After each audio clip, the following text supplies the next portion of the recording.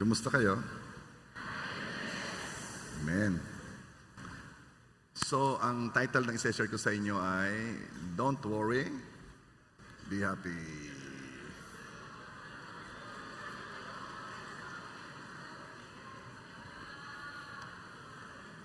Okay. Isa sa pinakamahirap sundin na utos sa Bible, Philippians 4 verse 6, Don't worry about anything. Sa hirap sundin yan. Alam nyo yung pag-alaala o pag-worry sa maraming bagay will always cause you to lose your happiness. Nakaka-stress mag-worry. Nakaka-drain ng energy. Uubusin ang iyong oras.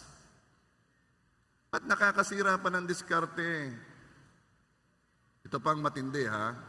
Alam mo yung nagwo-worry, nangahawang. Nagagalit sila kapag ang kasama nila hindi nagwo-worry. Bakit ikaw? Hindi ka man lang nag-iisip? Nakakaya mo pang matulog? Abay sadya. Sa kanila, pag hindi mo sila sinamahan sa pagwo-worry, ay parang ikaw ay walang puso. Hindi ka nakikisimpatiya. Pero makikita mo na agad ang kabutihan ng Diyos sa pagsasabi sa ating, huwag mag-worry. Actually, utos yan eh. Don't worry. Ibig sabihin, pag sinuway mo, nagkakasala ka. So lahat ng nagwo-worry, nagkakasala ka. Sino na nagkasala simula kaninang umaga? Hinanap mo ang iyong isusuot, nag-aalala ka na. This is a hard habit to break because people are negative by nature. At ang worry, masyado itong embedded sa culture. Nakondisyon tayo ng environment to worry. Pero tingnan ninyo ha, there was a study done on how often do your worries actually materialize. Ako po'y nag-i-English for the sake of our Iranian friends. Para wag na mahirapan ng mga translator. No. 2019 Penn State study found 91% of people's worries never came true. Yung 91% ng inyong wino-worry hindi nangyayari. Ito pang matindi ha. Doon sa natitirang 9%, ang nangyayari ay mas maganda kaysa inaasahan. So actually, pasensya na, nagbibinata. 94% ng worries ay hindi nangyayari, 6% lang ang nangyayari. Hindi ano? Pero alam mo, ay masyadong tayong negative. Kahit almost hindi nangyayari ang wino-worry, dahil sa kasanayan nating mag-worry, nagko-concentrate tayo doon sa 6%. Useless ang worry. Matthew 6:27.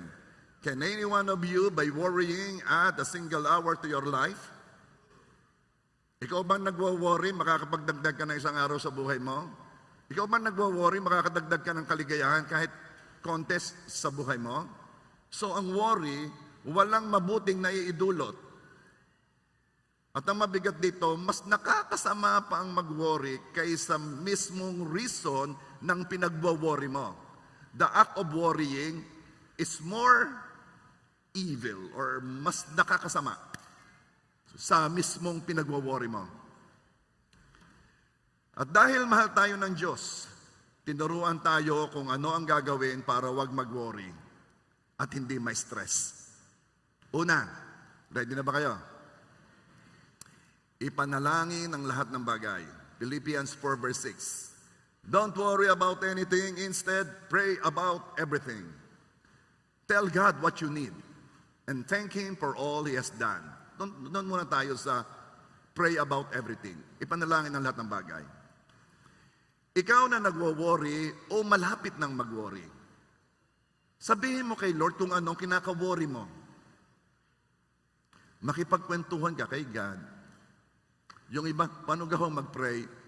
Di ka tayo nag-uusap, oo. Ay, di gayan din. Makipagkwentuhan ka kay God. Pero ikaw, nasanay sa kwentuhan na ikaw lang ang naimik, abay, babawas-bawasan mo. Makikinig ka rin naman. No? Kayo kayo may nakakwentuhan na sila ang naimik. Hindi po yung kwentuhan. Ang tawag doon ay kwento. Ang kwentuhan, nagbabalikan. Ano? Okay, wala dito noon. Makipagkwentuhan ka kay God, then sabihin mo kay God ang kailangan mo. Why worry when you can pray? Lord, ayaw ko na itong isipin. Iyo na to. Hirapan ako mag-isip dito. Lord, iyo na to. Alam mo sabi ng Psalm 55 verse 2, Cast your burden upon the Lord, and He will sustain you. He will never let the righteous be shaken. Ibigay ang kabigatan kay Lord. Pastor, nag-pray na ho ako, pero worried pa rin ako. Kung may nag-pray na eh. Okay. Merong isang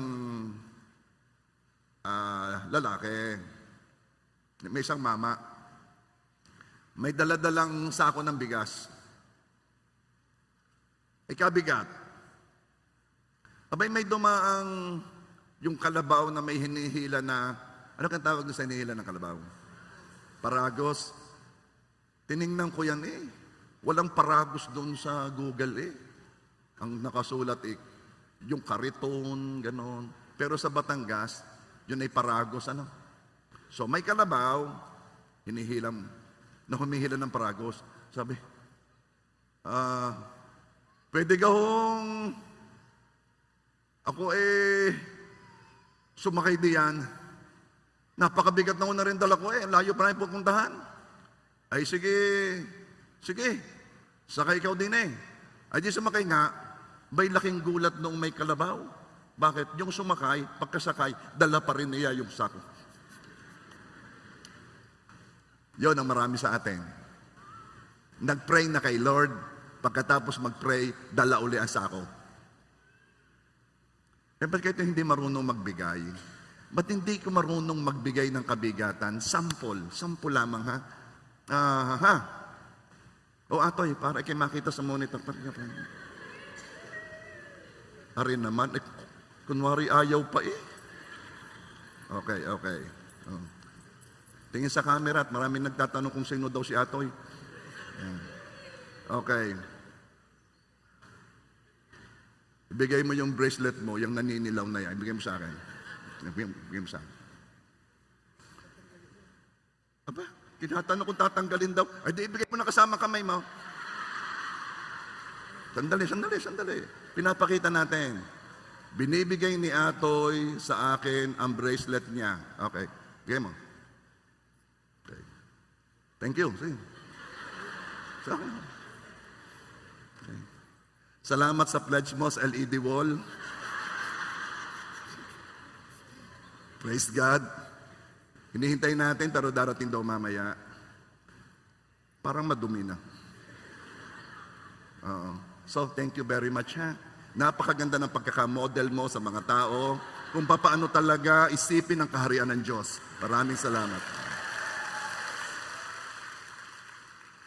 Ganyan po ang nagbibigay. Pag ikay nanalangin, binigay mo sa Panginoon, ibinigay na. Wala nang bawian.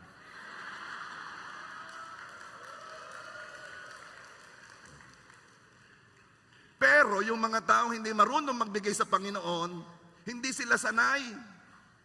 Gusto nilang mag-isip, mag-alala. Hindi sila sanay. Kaya, kukunin uli nila yung binigay nila. Alam ko kanina po bang gustong kunin na rin? At kinuha uli.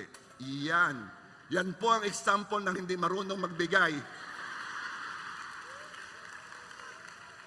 ng mga dalahin sa Panginoon. Binigay na, wag mo nang kukunin. Are you there?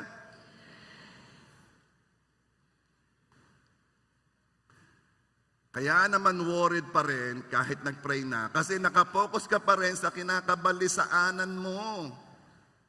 Hindi mo pa talaga binibigay. Alisin mo ang focus sa binubuhat mo at mag-focus ka sa kabutihan ng Diyos na kumukuha ng dala mo. Paano po yun? Paano ako mag-aalis ng focus sa aking dalahin? At paano ko ito ibibigay sa Diyos? Ito po ang paraan. Pupunta tayo sa number 2. Ito ay sa pamamagitan ng pagpapasalamat sa Kanya. Number 2, pasalamatan siya sa lahat niyang ginawa. Philippians 4 verse 6. Don't worry about anything. Instead, pray about everything. Tell God what you need and thank Him for all He has done. Kung gusto mo talagang maibigay sa Panginoon ang iyong mga dalahin, sa pagpe-pray mo, huwag mo kakalimutang magpasalamat sa Diyos sa lahat niyang ginawa. May pinagaling si Jesus na 10 lepers, 10 lepers. May ketong. Sa 10 gumaling na lepers, isa lang ang bumalik upang purihin ng Diyos at magpasalamat kay Jesus. So let me read you the story. Lucas 17:15 and 16. One of them, when he saw that he was healed, came back to Jesus shouting, "Praise God." Verse 16. He fell to the ground at Jesus' feet, thanking Him for what He had done. This man was a Samaritan.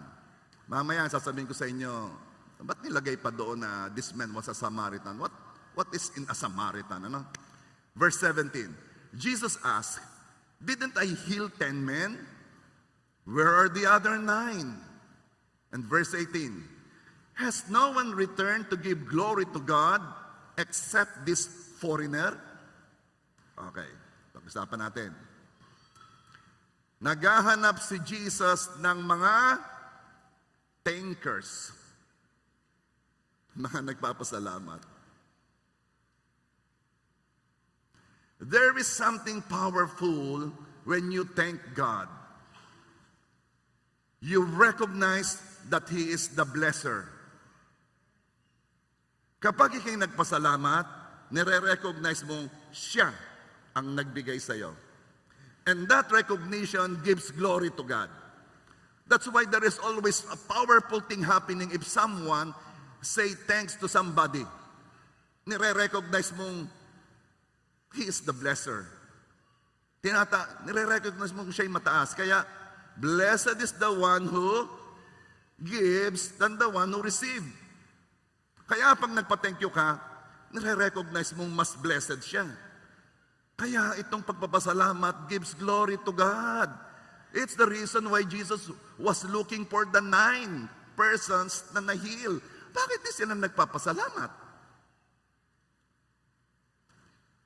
Now, balikan natin. Bakit kaya idiniin dito na ang bumalik para magpasalamat ay isang Samaritan? Ano ba yung Samaritan? Yang Samaritan ay dati mga Hudyo na nag-asawa ng mga Gentile. So sila'y mix. Bukod doon, iba na ang kanilang paniniwala sa pananampalataya. Iba na ang kanilang lugar ng pag-worship. At lumalim ang pag-aaway niyan noong time na bumalik ang mga Hudyo sa Jerusalem para buuin ang city, ang walls. Pinipigilan ng mga Samaritan. So magkaawayan. Magkaawayan.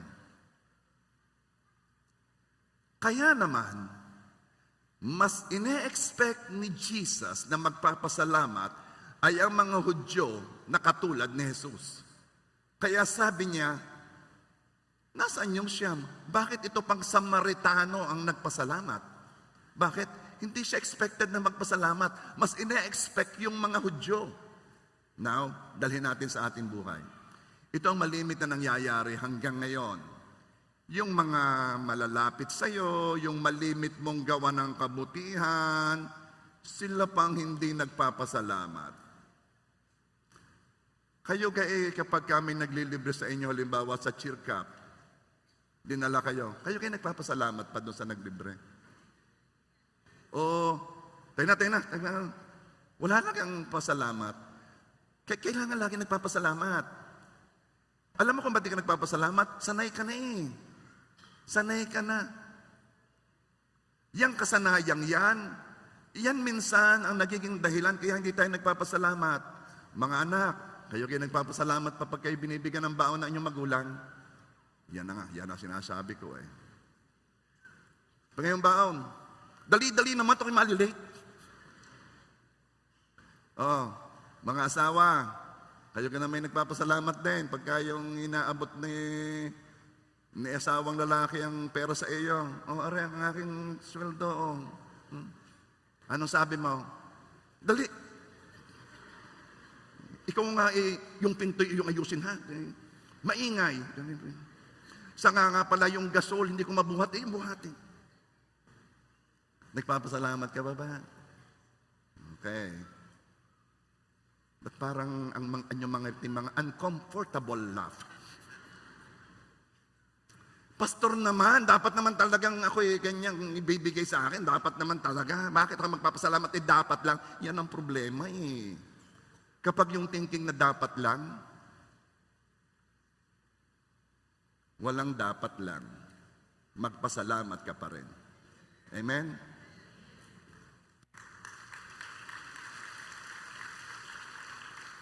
May lalaki ako nakikitang umiiyak na. Pastor, salamat naman at nasabi mo iyak. Ako'y talaga'y hindi na napapansin sa bahay na ito. Ginagawa na lamang talaga.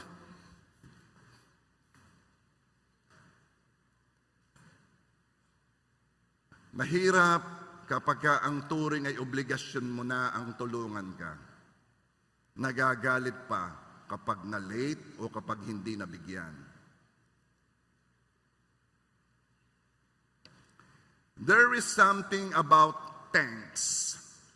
We love to hear it. Kaya tinuturo ng mga parents sa anak habang bata pa na lagi magpasalamat. O ano sasabihin mo? Thank you. Ganyan. Something is wrong kapag paghingi nga lang ng hingi, tanggap lang ng tanggap, tapos hindi nagpapasalamat. Something is wrong. Now, ang sabi dito, again ha, ang pinag-uusapan ay kung paano mawala ang worry, hindi ma-stress. Ang sabi dito, magpasalamat sa Diyos for everything. Pero ganito ha, wag naman ganito. Oh God, thank you for everything. Wag ganun. Kapag nagpapasalamat ka sa kanino man, gayon ba sinasabi mo, maraming salamat ha, saan ka? Sa lahat ng bagay, walang kadating-dating. Saka ka magpapasalamat. Salamat dahil ako sinundo mo, dahil ako ay iyong sinasamahan. Sabihin mo kung bakit ka nagpapasalamat. Wag naman yung God, thank you for everything, for all. Anong for all? Sabihin mo kung bakit. Instead of thank you for everything, sabihin mo, Lord, salamat po sapagkat sa provision mo, umaga pa lamang, may pagkain na kami. Salamat po sa appetite. Salamat po, Lord God, at ang aking mga anak ay healthy. Salamat po, Panginoon, kasi may sasakyan ako papunta sa church, may pamasahe ako papunta. Sabihin mo kung bakit.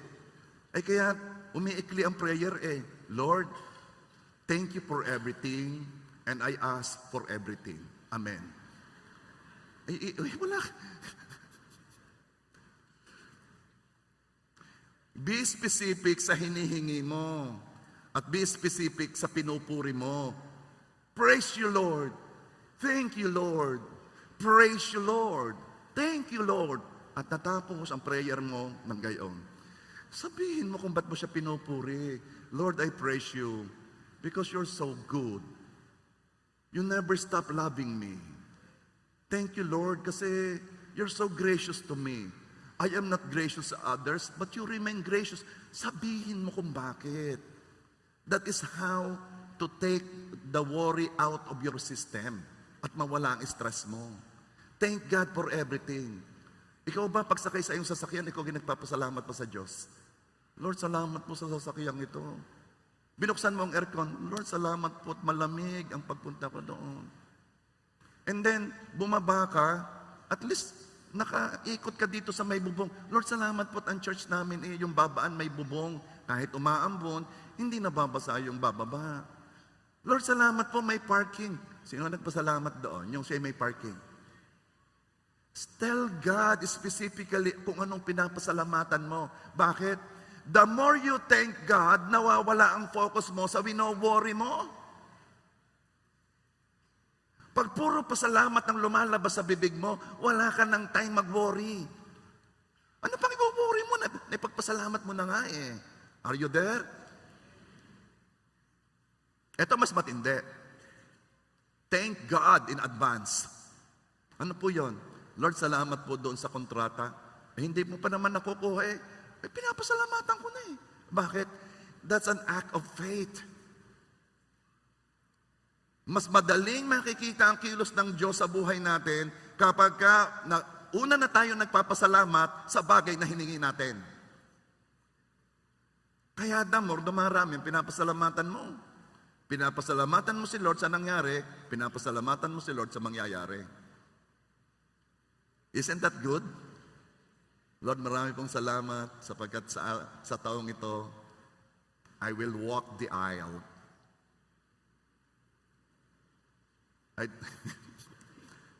Ay ngayon, nag-isang taon, wala pa. Sabi mo, Lord, bakit po?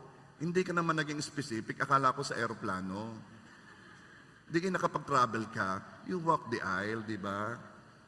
Doon ka sa aisle seat. Specific mo. Okay, Lord, this year, I will walk the aisle in white dress. Okay, wala pa. Hindi mo rin nilinaw. Ay, di no kayo nag-travel, nakaputi ka. Lord, this year, I will walk the aisle in white dress together with the man. At naglakad ka, sinamahan ka ng steward. Be specific sa pinapasalamatan mo. Are you there? God inhabits the praise of His people. Kapag tayo nagpapasalamat, mas madaling makikita ang kilos ng Diyos sa buhay natin. Bakit? Kasi nandoon si Lord. God dwells in the praises of His people. So when you thank God, the more nakikita mo, ang dami ko palang dapat pasalamatan. Ang dami palang ginagawa ni Lord sa akin. Are you there? O sige. Alam mo ba yung laging tanong? Lord, anong will mo sa akin? Marami nagpapapray. Pastor, prophesy naman o. Ano? Yung kalooban ng Diyos sa akin. Minsan naman, di mo na kailangan ng prophecy. Ang kailangan mo yung magbasa. Sabi ng 1 Thessalonians 5:18, give thanks in all circumstances, for this is God's will for you in Christ Jesus. Yung palang kalooban ng Diyos, magpasalamat ka sa lahat ng sitwasyon o pagkakataon. Ito ang will ni Lord sa iyo na magpasalamat ka sa Kanya. Bakit gusto ni God na, tingnan ninyo ha, bakit gusto ni God na maging generous tayo? Para po maging pagpapala kami. Oo nga, bakit? Akala mo ba it's about you o it's about them na binigyan mo? No. This is the reason. I will read to you. 2 Corinthians 9:11. You will be enriched in every way so that you can be generous on every occasion, and through us, your generosity will result in thanksgiving to God. Ito si Paul nagsasabi. Sinasabi niya na kasi may mga nagpadala sa kanila ng offering, so ang sabi niya, kayo pagpapalain pa ng Diyos, you will be enriched in everything. Bakit? So that ikaw magiging generous sa lahat ng pagkakataon. Bakit? Para yung generosity mo ay magbubunga ng maraming magpapasalamat sa Diyos. Yun pala yun. We are so self-focused. Akala natin generosity is about us because it is blessed to give than to receive. Mas masaya tayo pag nagbibigay. Akala naman, nung tumanggap, generosity is about them kasi kami nangangailangan, pinagpala kami ni Lord. Ito ang generosity so that many will thank God. Di natin naisip yun, Laging tayo. Kaya tinuturuan tayo maging generous para yung nabigyan, magpasalamat sa Diyos. Kaya naman, educate them. Kapag binigyan mo, sasabihin, thank you ha. Hindi ako. Pasalamatan mo ang Diyos. Educate them. Hindi yung spiritual. Hindi yung religious. Yun ay tama. Bakit? Kasi yung generosity mo, ang purpose noon, magpasalamat sila sa Diyos. Pero kung hindi sila nagpapasalamat sa Diyos, napabiolate ang purpose o hindi nagagawa ang purpose. Kaya talagang tuturuan mo, uy, maraming salamat dahil dito okay, meron akong papit. No. Hindi ako. Magpasalamat ka sa Diyos. Dahil siyang kumilos sa akin para bigyan ka. Educate them. Ito ang isa sa magagandang resulta ng generosity natin. Yung ang tumanggap ay magpasalamat sa Diyos. Ha? May mga nag-church dito na may nagpapasakay sa kanila papunta dito. Amen ba?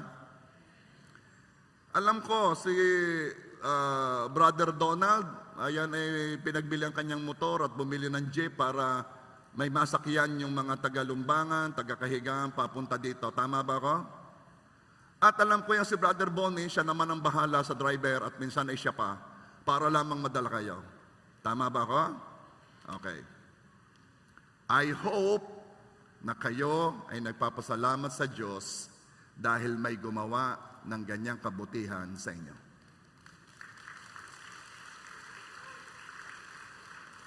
Ay baka naman yan sasakay ba't ako'y kanina pa din kanina pa ako nag-iintay, ngayon laki dumating. At pagkatapos nung aalis na, doon mo ko ibaba doon sa banda doon sa may lilong, mainit din hindi naman talaga ganun, tayo'y mapagpasalamat. Amen ba? I-recognize natin yung magagandang bagay na ginagawa sa atin at tayo'y magpasalamat. Let's develop thanksgiving as a spiritual habit. Gawin na natin itong habit. Let's be intentional in thanking God every day. Intentional, anong ibig sabihin? Hindi dahil narinig lang yung preaching, kundi talagang isusulat mo na, isipin mo na, i-alarm mo na at nakasulat doon. Ano kang mga tunog sa alarm? Anong mga tunog sa alarm? Yung mga mahilig magpa-alarm. Kasi alam kong ang tunog sa alarm, talagang magigising ka There is something about yung tunog sa alarm. Please, bigyan niyo ko ng sample ng nag-a-alarm yung ginigising ka. Anyone?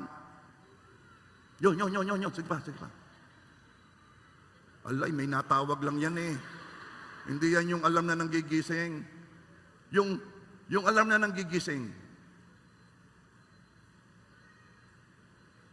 Ala naman, para naman lobat na yung iyong yan Yung alarm na nanggigising. Yung gang para gang, ya.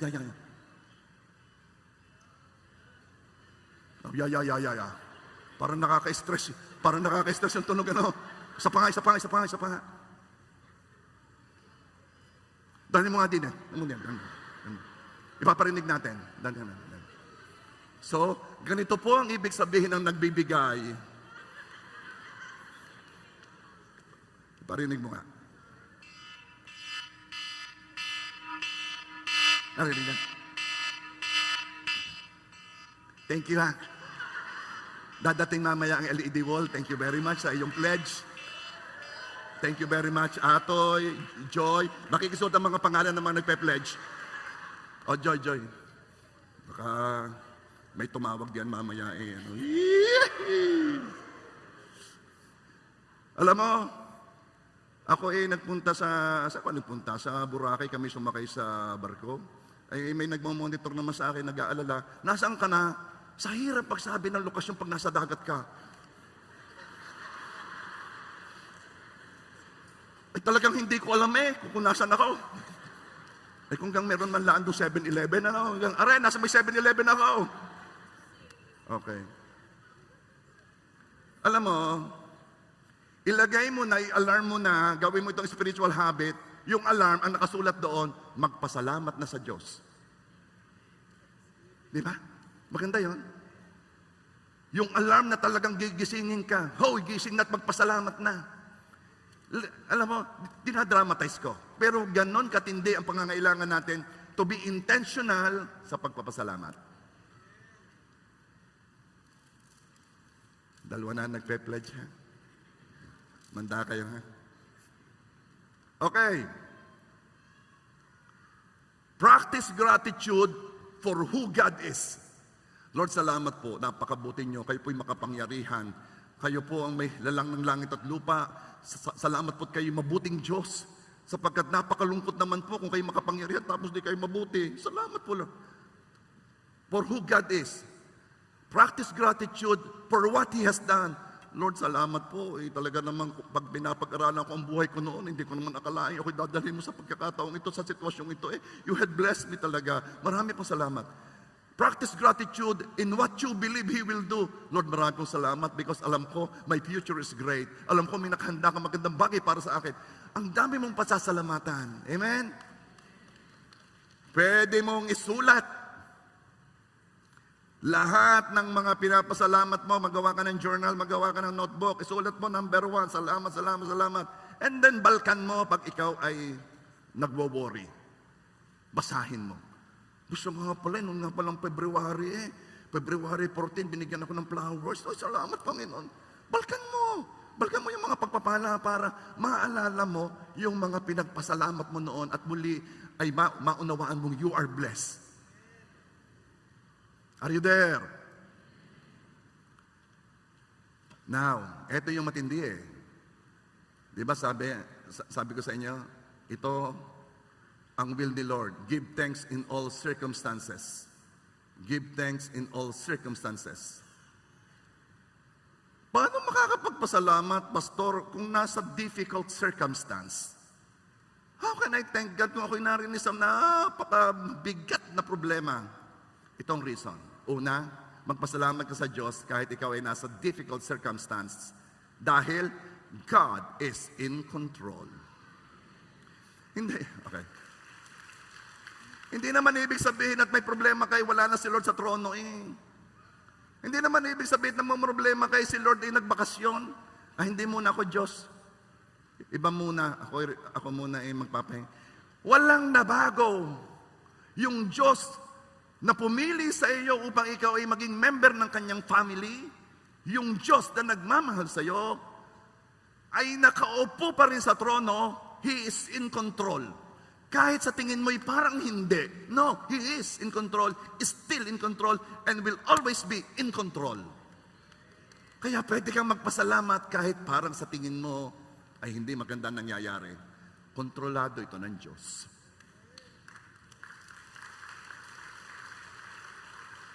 Another reason, bakit yung magpapasalamat kahit are in the midst of difficult circumstance? Dahil kaya ng Diyos magpalabas ng kabutihan sa pangit na pangyayari. Pastor, bakit ako magpapasalamat? Ganito nangyayari. Kasi you will find out months later, weeks later, o years later, you will find out na yung pangyayaring yan ay hinayaan ni Lord mangyari sa iyo kasi luluwalhatiin ng Diyos ang kanyang pangalan sa buhay mo. Long time ago, ako'y nalugi sa negosyo. Napakapangit na sitwasyon sa akin yon. Pero ako'y nagpapasalamat ngayon sa Panginoon. Salamat Lord God, dinala mo ako sa napakapangit na sitwasyon ngayon kasi ang dami mong tinuro sa akin na hindi ko matututunan kung hindi ako dumaan doon. Napaka-pride ko. Napaka-proud kong tao. Batang-bata pa, may pinagkatiwalaan na ng malaking halagang. Napaka-proud ko. Ang hirap alsin ng pride. Kailangan dumaan ka sa sitwasyong talagang ihahambol ka ni Lord para talagang sabihin mong, Lord, I am nothing without you. Kaya yung mga pangit na nangyayari, pasalamatan mo si Lord. Bakit? May ginagawa si Lord diyan na baka akala mo, maaring hindi mo pa nakikita, no? Pero yung ginagawa ni Lord diyan is something beautiful for you na kailangan mo. Alam ang tawag doon? Pagtitiwala. Lord, hindi ko naunawaan to kung ba't ito nangyari, kung ba't mo hinayaan. Pero Lord, nagtitiwala ako sa iyo. Alam kong may magandang lalabas sa sitwasyong ito. Are you there? Bakit tayo makakapagpasalamat in every circumstance? Kasi dahil kaya ng Diyos ayusin ang pinakamagulong buhay o ang pinakamagulong sitwasyon. Kaya ka nagpapasalamat because you are believing God is working. Pwede namang ayusin ni Lord yun eh. Yeah. Kaya ka nagpapasalamat. You're thanking Him for solving whatever is happening. Pwede yun. Bakit ka magpapasalamat kahit pangit ang circumstance? Dahil hindi titigil ang Diyos sa paggawa ng kabutihan sa atin. Hindi naman ibig sabihin, may pangit na nangyayari, tumigil ng Diyos ng paggawa ng kabutihan sa atin Jeremiah 32:40. And I will make an everlasting covenant with them. I will never stop doing good for them. Sabay-sabay nga natin sabihin yung I will never stop. 1, 2, 3, go. Kaya makakapagpasalamat ka in any circumstances or circumstance. Even how difficult that circumstance may be. Makakapagpasalamat ka kasi hindi na bago ang katangian ng Diyos, hindi na bago ang pangako ng Diyos nung sinabi niya, hindi ako titigil ng paggawa ng kabutihan sa iyo. Bakit makakapagpasalamat ka kahit pangit ang nangyayari? Bakit ito ang kalooban ng Diyos? Kasi madaling magpasalamat kapag ka magandang nangyayari. Pag pangit ang nangyayari, nagpapakita ka ng pananampalataya. And we all know, it's impossible to please God without faith. At faith ang inilalabas mo kapag nagpapasalamat ka kahit pangit ang nangyayari. Lord, I thank you. Why? I just want to thank you because I believe in you, I trust in you. And lastly, bakit ka magpapasalamat kahit pangit ang nangyayari? Dahil hindi titigil ang Diyos ng pag-ibig sa atin. Psalms 100 verses 4 and 5. Let us enter His gates with thanksgiving and His courts with praise. Give thanks to Him and praise His name. Itong reason. For the Lord is good and His love endures forever. Dahil ikaw ay mahal ng Diyos kahit anong circumstances na nandoon ka, mahal ka pa rin ng Diyos. God cannot help Himself but love you because it is His nature. God is love. Alam mo naman, kapag may nagmamahal, laging may pagpapala. Maaari ka namang, mahal kita. I love you. Mahal kita. Kaya hindi ko nararamdaman. Mahal kita. Ala, hindi ko nararamdaman. So, anong ibig mo sabihin? Paramdam mo. Huwag kang mag-alala. Pag ang Diyos nagmahal, ramdam.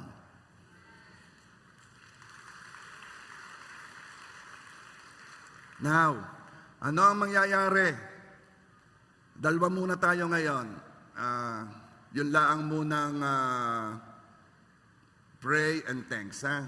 Meron pa itong 3 and 4, pero ano bang mangyayari pag nanalangin at nagpasalamat? Anong mangyayari? Malulutas ba ang problema? Ibibigay ba, pastor, ang aking hinihingi? Ito ang mangyayari. Philippians 4 verse 7. Then you will experience God's peace. Pastor, ang gusto ko'y malutas, hindi peace. Ang gusto ko'y masolve ang problema, hindi peace. Let me continue. Then you will experience God's peace, which exceeds anything we can understand. His peace will guard your hearts and minds as you live in Christ Jesus. What are we seeing here? Pinapakita ni God kung ano ang mas mahalaga. Ang kapayapaan na galing sa Diyos ang mas mahalaga. Pinapakita lang ni Lord kung anong nawawala sa taong nagwo-worry. Pinapakita lang ni Lord kung anong tinatarget ng kaaway kunin sa atin. God's peace. Anong peace to, pastor? Peace which exceeds anything we can understand. Ibang uri ng peace ito. Hindi ito kayang i-manufacture ng tao. Ito ang kapayapaan ni Jesus noong ang bangka na kasamang disipulo ay hinahampas ng alon. Ang mga disipulo ay nag-aalala, si Jesus ay tulog. Ito ang kapayapaan ni Jesus nung siya'y nilitis, pinahirapan at ipapako sa krus. Walang pagwawala, walang pag-alaala, walang pagpapanik, walang kung anuman, may kapayapaan. Galing itong kapayapaang ito'y galing sa Diyos na lumalabas once na nalangin at nagpasalamat sa Kanya. Ito ang ibibigay ni Lord. His peace will guard your hearts and minds. Pag nasanay ka sa kapayapaang ito ang mag-guide sa iyong mga decisions. Merong mga tao hindi nila malaman, tama ba itong desisyon kong ito? Pero kapag sanay ka sa kapayapaan ng Diyos, let the peace of God be your umpire. Let the peace of God show you, guide you, kung ano ang tamang desisyon. Pag may kapayapaang yon, yung peace that exceeds your understanding, ibig sabihin, doon ka dinadala ng Diyos sa isang desisyong yon na may kapayapaan. Enemy is not after anything na nagbibigay ng worry sa iyo. He is after your peace. Kasi pag nakuha na ng kaaway ang kapayapaan mo, nahila kang mag-worry, nahila kang mag-stress, may stress, sira ang diskarte mo. Pati ang iba, sisirain mo ang araw. Worry is a peace snapper. Alam niyo yan? Yan ang may word ko lang. Di ba may kidnapper, karnapper, ano? Are, peace snapper, are. Pastor, ang kailangan ko'y malutas. Ayaw ko niyang kapayapaan, gusto ko'y malutas. Pastor, magkakaroon ako ng kapayapaan, walang problema, kapag na-solve ang aking problema. Okay. We are living in a broken world. Sa palagay mo ba, ay pag nalutas ang pinagkakabalisaanan mo ngayon, ay wala ka nang ikaka-worry bukas? Ano ibig sabihin? Sige, malutas ngayon. Ay paano bukas? We are living in a broken world. Laging merong mangi-stress sa iyo. Laging merong circumstances na pwede magbigay ng worry sa iyo. Kaya ang gusto ni Lord ay matuto ka na ibigay ito sa Panginoon at tanggapin yung kapayapaan.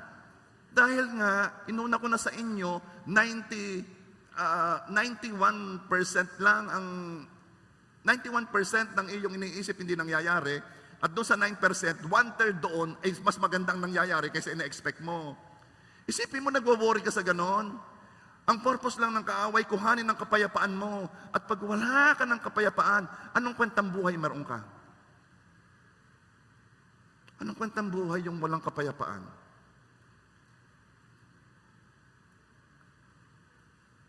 Sa daling tuksuhin ng taong walang kapayapaan. Sa daling hilahin. Ako'y gulong-gulo pare, ako'y gulong-gulong isip ko, parinit, babarik. Gulong-gulong isip ko eh. Ito, pampakalma. Gulong-gulong isip ko, parinig ka, at kita'y pupunta sa ano, at kita'y doon sa mga ilaw na, sa daling hilahin, sa kasalanan ng taong walang kapayapaan. Okay, walang kapayapaan eh. Isa ka pa. Naku, yan na. May darating na pasama na doon sa taong walang kapayapaan. Sa daling hilahing magkasala ng walang kapayapaan, kaya mahalagang kapayapaan. Are you there? Kaya pag ikay nagdadrive, yung isang driver, walang kapayapaan, ikaw ay may kapayapaan, walang away. Pero yung isang driver, walang kapayapaan, ikay walang kapayapaan, most likely, walang kapayapaan yan. Are you there? Yung kapayapaan will determine so many good things na mangyayari sa buhay mo. So many good things. Ang taong walang peace, ang daming maling desisyong ginagawa. Are you there?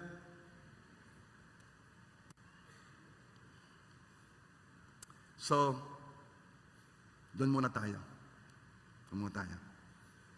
Dalawa lang. Doon naman sa dalawa pag ginawa ayos na. mag-pray, at magpasalamat. Simple, ano? Ba't hindi ginagawa? Alam mo, maraming sagot sa problema, simple. Maraming sagot sa problema, simple. So, yung pumunta dito na nagwo-worry, o gusto nang mag-worry, o may mga iniisip na nakakabalisa sa kanya, yung nagpunta dito o yung nasa online na talagang meron kang iniisip na ikay hindi na makatulog sa iyong pag-iisip, panahon na para manalangin ibigay kay Lord at magpasalamat sa Panginoon. Magpapasalamat tayo ngayon specifically. Tingnan natin kung sanay tayong magpasalamat. Walang magpapasalamat ng Lord, thank you for everything, ha? Magpapasalamat kay specifically. Saan? Sa ginawa ni Lord. Kung sino si Lord at kung ano pang gagawin niya. Tatlo yan, ha? Magpapasalamat ka kung sino si Lord sa buhay mo. Magpapasalamat ka kung anong ginawa ni Lord sa iyo o ginagawa ni Lord.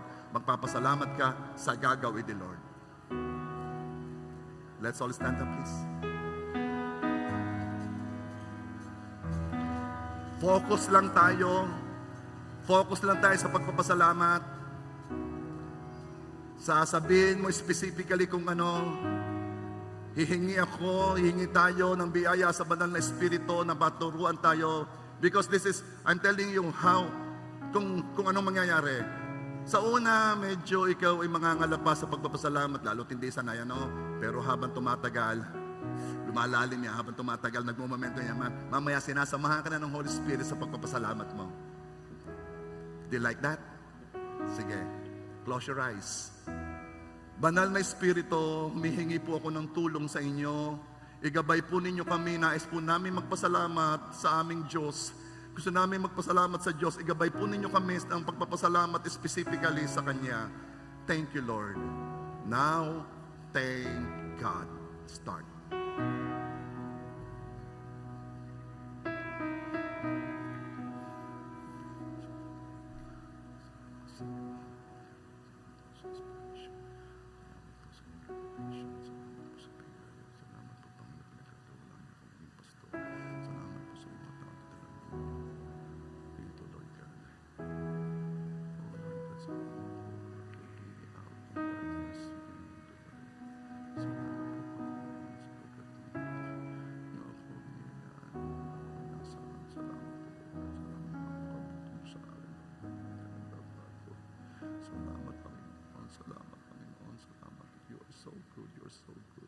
Salamat, Panginoon. You are so kind to me. Salamat for your love. Salamat sa iyong pag-iingat. Salamat sa iyong pagliligtas. Salamat sa mga tao. Salamat, salamat, salamat. Salamat, Panginoon. Thank you, Lord God. Thank you. Thank you, Lord. Thank you, Lord. Salamat po, Panginoon.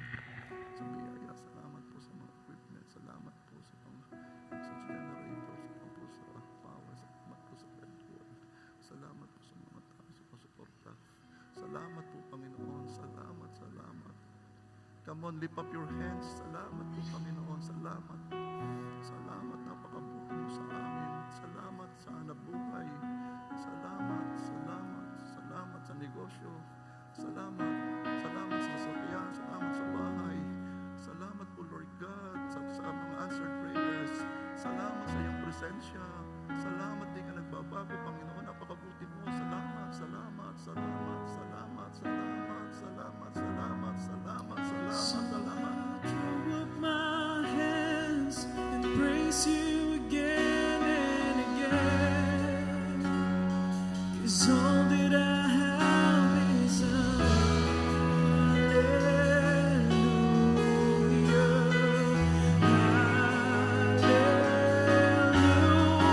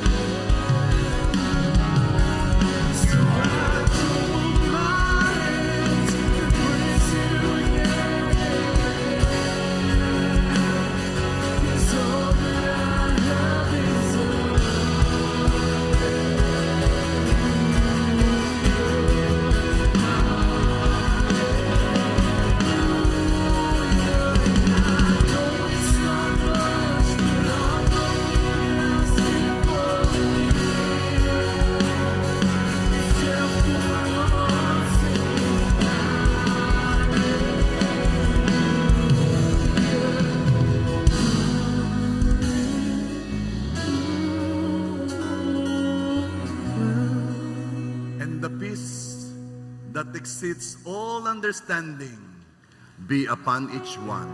In Jesus' name. Amen.